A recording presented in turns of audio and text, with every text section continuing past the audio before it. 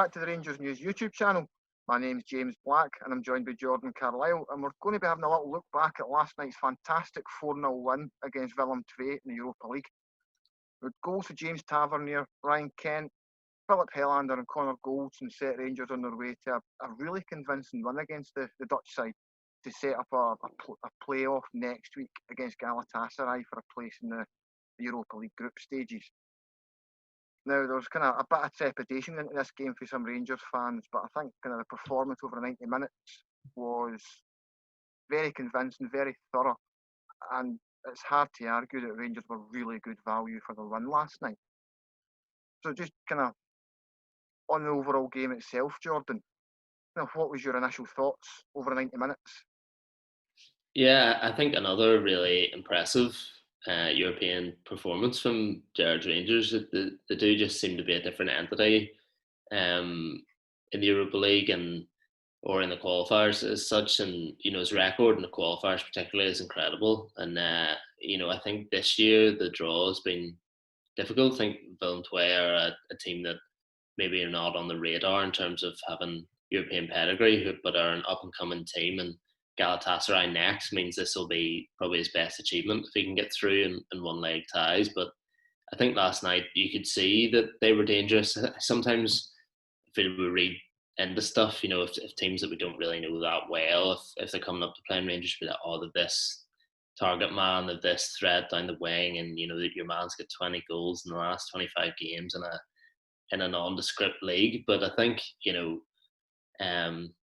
Willem II have done really well in a pretty strong league. Certainly a league where there are bigger names, and they showed with some real nice creativity and around the box and some real speed with wide players that they're a proper team last night. And I think it was nervy early doors, and it could have there's no doubt that it could have went differently had they taken their chances. Had their defender not given away that penalty. I think we were talking before we came on, I think that, and you were saying that was a turning point. I think it was, because it really took the sting out of them, and then it was a poor mistake from their goalkeeper for the second goal. But other than that, Rangers were brilliant. And I think again it's been a theme this year where previously it's Morelos when he doesn't play, then have to change the style completely, and someone else comes in and they look short. But it's been really spreading the goals around, and it was just clinical. There was sometimes it's a bit different with there being no fans there, but I just got the impression that at no stage were Rangers shocked when any of the goals went in. That they were going there expecting to score multiple goals, and they were really clinical. And I think they deserve a lot of credit for it. On a night when Celtic struggled away to Riga, and Motherwell were put out convincingly, and Aberdeen lost an away game against Sporting Lisbon, who I think were short on players, but that's still a big ask anyway. I think Rangers are a real standout performance in terms of the Scottish teams, and they deserve a lot of credit for that. I mean, there was one change to the starting 11 last night from the 2-2 draw with Hibs. Alan McGregor coming into the side to replace John McLaughlin. Did that surprise you anything at all? Was that? I mean, I think most people can expect McGregor to come back into the side anyway. But were you surprised that the outfield 10 were the same 10 that started at Easter Road, or did you think that was kind of No, I was quite pleased because that was my predicted 11 on the side before the game. I thought McGregor would come in. I think as soon as McLaughlin, that clean sheet record ended, and there was one goal on Saturday or on Sunday, the first one from Dre Wright, that he could have maybe done a little bit better on. I think there was a chance that McGregor would come in for the Europa League game anyway, but I thought he was pretty nailed on after that. And I think the starting 11 itself didn't surprise me because of the lack of options, really. I think Balogun was touch and go for the weekend, and therefore was unlikely to come in and start this game if he wasn't totally sure about him, and also because Helander has done really well in Europe. And other than that, I don't think he had many other options in terms of going for a semblance of the strongest team that he could get out based on the injuries. So I wasn't really surprised by the 11. Obviously, he's been reluctant to play Haji sometimes in big European games against Leverkusen and stuff. But I think, I was really surprised when he brought him off at Hibs on Sunday, but bringing him off with 20 minutes to go meant that he was, a shoe in to play. And I thought it was a strong team performance and the best team that Rangers could get out on the night. There were plenty of positives coming out of the game last night. I think it's hard to pick on anybody that had anything less than an impressive 90-minute or an impressive performance at least. Kind of one of the big standouts, I think, for everybody was Ryan Kent. Probably fair to say it was one of, if not his best performance as a Rangers player so far. Just how good was he last night? Yeah, well, it's a real tough one because I was, very excited by some of the stuff he did when he was on loan. And then, you sort of look at his stats and think, actually, has everyone just been swept away by this? Has everyone sort of been duped a little bit because he hasn't actually contributed that much in the final third? But I think, Rangers fans have always been pleased with him because of the fact that he likes to step up in the big games, that he likes playing against Celtic. But last night he looked, there were times in Europa League games at Ibrox last year where he really frustrated, and I think he just got himself into that rut where he loved a really sharp change of direction and then he'd just stop and not do anything with it. He was sort of scared to create and scared to run at people, but you certainly couldn't have put that criticism to him last night. It was brilliant in terms of his willingness to run at people, his willingness to create, his just his general appetite, to get involved in the game and to run the game really from Rangers, floating across that front line. Obviously, he was fortunate in terms of the goalkeeper's mistake for his goal, but he needs to be in there following that up. Otherwise, it doesn't come to him.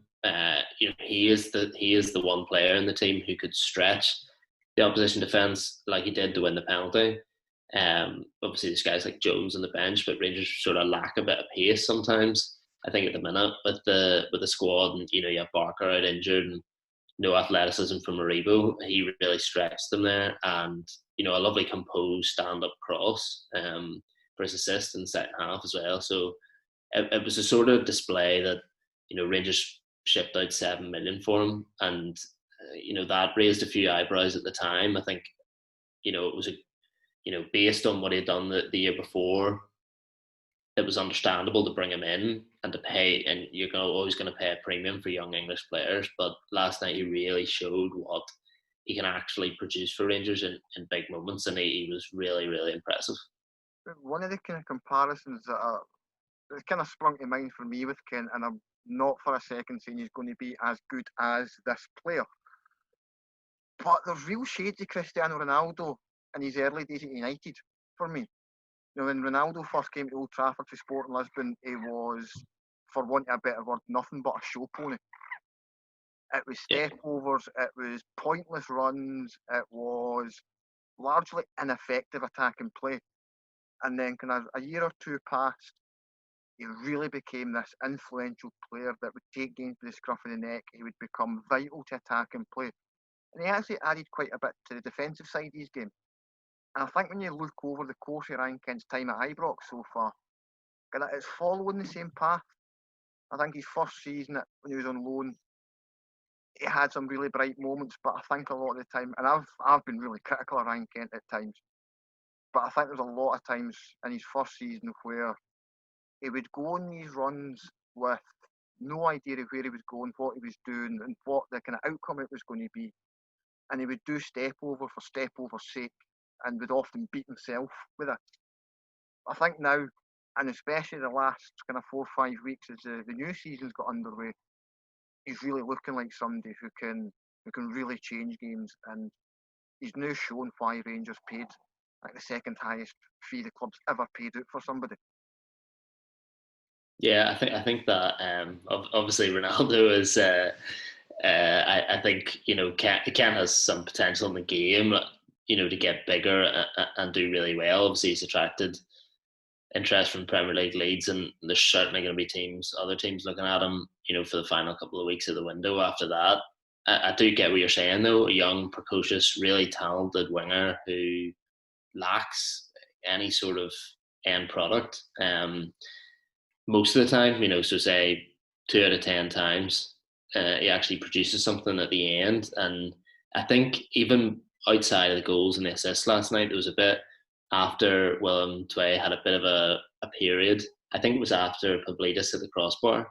Mhm. He picked the ball up sort of left side of the area, and there was nothing. There was nothing in front of him, and he just went bang, dropped his shoulder, re-step over, away, one touch to shift it, and then just whipped the ball across the box. And one of those ones where it's tough to know whether it just looks a really good ball and it's actually not possible to get on the end of it, or whether Morelos could have gambled and went a bit earlier. But I think it would also be fair to suggest that it's hard to expect that from Kemp because it's not what he's done previously, but Mhm. it's what he's doing now, and that ability to that's what Rangers. If you pay 7 million, that's what you want. Someone who's going to change games and be able to do that. And there was nothing on there, and he created it. And that was before he then won a penalty, scored a goal, and got an assist. So a brilliant night from him. Another part I was really impressed with was the midfield three of Davis, Scott Arfield, and Glenn Kamara. I thought probably for the first time this season that it looked to be a really balanced midfield. I thought kind of Scott Arfield appeared to kind of it wasn't the all action Scott Arfield that we sometimes get that's involved in absolutely everything. But I think he was doing a lot of that kind of the donkey work that goes unnoticed. He was closing angles down. He was just making the easy passes to create spaces for other players. And I thought the three of them just gelled so well last night. Yeah, I think it's a real difficult one because it's no secret that Rangers have looked this season as if they need strengthening in midfield, and Jared has made that clear. Former midfielder himself says he needs more in that region, but I think and probably at Hibs, I think Jared came out after the game and praised the midfielders, but I thought they were poor with the exception of Arfield against Hibs. Davis gave the ball away a lot, and Kamara was far too passive. And it's understandable that he would look to bring someone else in. But when they play well, when they all play well, the really good players, and you're missing Jack and Aribo in there, and you've still got a three who can go away in Europe and put in a really strong sort of dynamic display. Even had Kamara doing sending defenders the wrong way in their own box, which is almost unheard of. He does stuff like that for Finland. He has a bit more freedom to come forward, but for Rangers, people are just used to seeing the side to side and the slowness. He's a really clever player. Uses his body well. When you have Davis taking over, he then dictates the tempo a lot of the time. He can do really well at that. And Arfield is a guy who rarely, since he's been at Rangers, would you say he is definitely in the strongest 11. And I think he struggled for a while when he was being shoehorned into the team in that sort of right-sided attacking slot at the start of last season. And his returns in terms of goals and assists were essentially nothing. But when he actually plays in midfield, he rarely puts in a bad performance. He's sort of thereabouts every time he plays in there, and he brings a certain energy that maybe is lacked because Kamara and Davis are these sort of lackadaisical like guys who, when they're playing well, look like they have a lot of time because they're quality, but when they're playing poorly, look like they're maybe a touch lazy or a little bit slow. And then that, prompts people to say that Davis's legs are gone, and then the next week he turns up and puts in a brilliant showing. So yeah, it's a hard one because I think there's still no doubt that Rangers need more in there, but the players that they have at the minute are capable. They're just not producing consistently.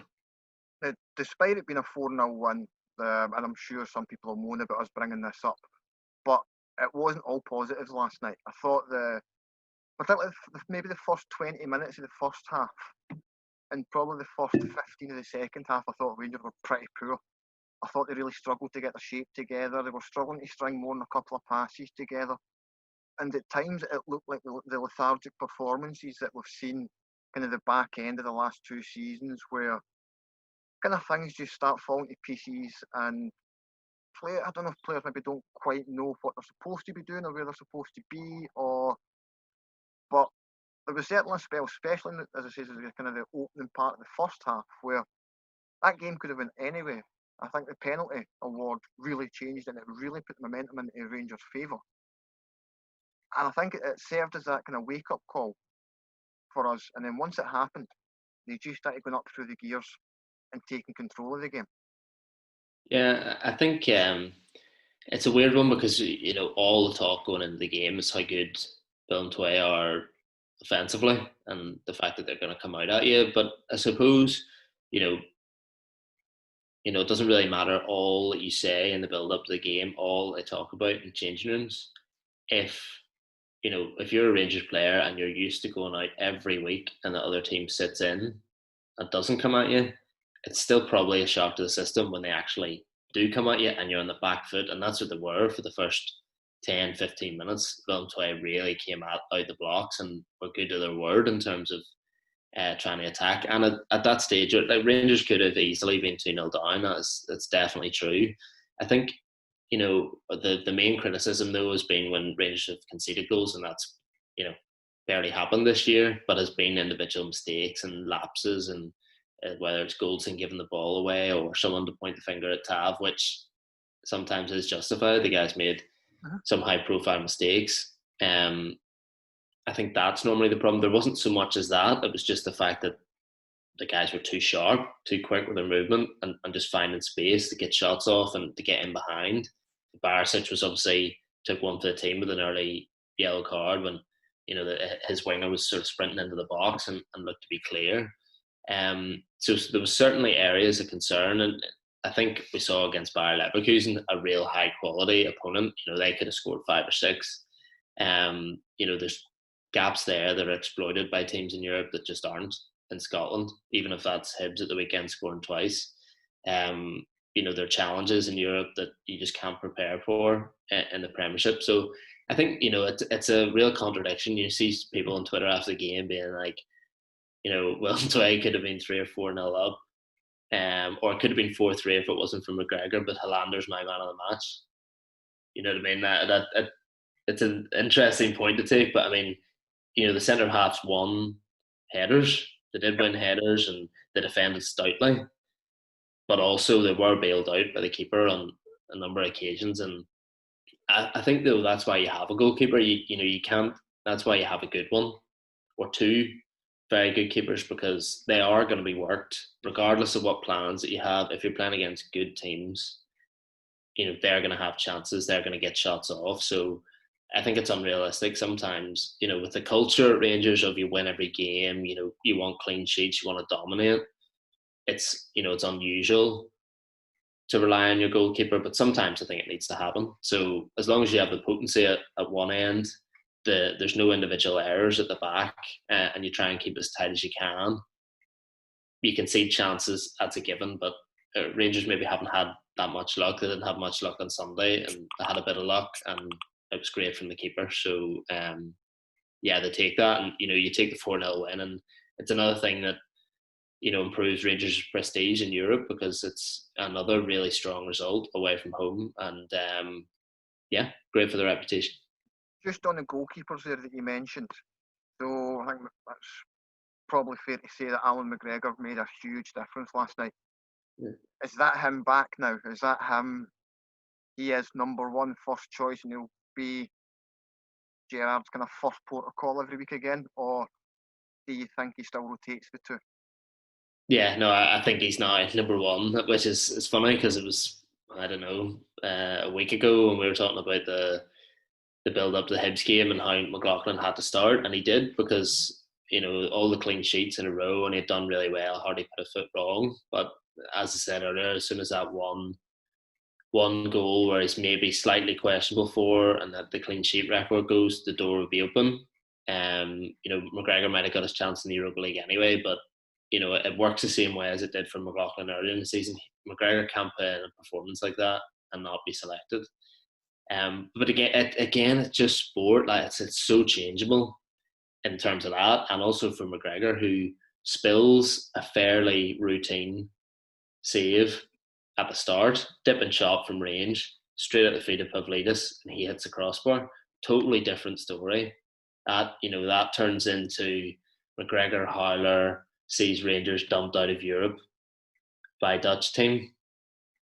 if that goes a different way. But Pavlidis hits a bar and then he goes on to make a string of fantastic saves. The one from Pavlidis in the second half, the anticipation to get across the line, then to get the hands up and to beat it away onto his hand, that was a nice touch as well, and really helped himself out, and a brilliant performance, and it's probably helped him. He was brilliant in his first season, decent last year. Maybe a couple of lapses, but generally pretty reliable. But this competition from McLaughlin's only going to push him on to another level, and he doesn't want to spend the last couple of years of his career sitting on the bench. So he proved his worth again last night. Just the final thing I want to touch on is anybody that's on Twitter might have seen this last night. There was Willem II fans had been setting off fireworks outside the Rangers hotel the night before the game, kind of trying to disrupt them because there wasn't going to be fans in attendance. And then Rangers replied last night just after the full-time whistle with a clip-free still game, just kind of poking some fun at them. And whoever was responsible for that, my cap is well and truly doffed to them. That's the kind of shithousery that Scottish football should thrive on. Yeah, it's interesting the world of Twitter admins and stuff who are not necessarily representative of the clubs sometimes, especially those like European clubs and their English accounts. It can just go quite rogue, and banter accounts. I just talk complete nonsense to each other, and it becomes wars between clubs, but it's actually just their English-based admins and that sort of stuff. But that was proper back and forth last night, because obviously they've went out their way to try and disrupt Rangers' progress, and I think they had directly addressed Rangers in the tweet, basically saying, "I hope you had a good night's sleep last night," and that sort of thing. So certainly space there to go back at them, and it was pretty resounding win on both the social media side of things and the pitch. So yeah, brilliant. So that's all for this episode. We'll be back tomorrow with a preview of Rangers versus Motherwell, and then we'll have plenty more written content up on the site covering the game this weekend, and then also looking ahead to next week's playoff against Galatasaray at Ibrox. So remember to like and subscribe, watch your previous videos, and thanks for watching.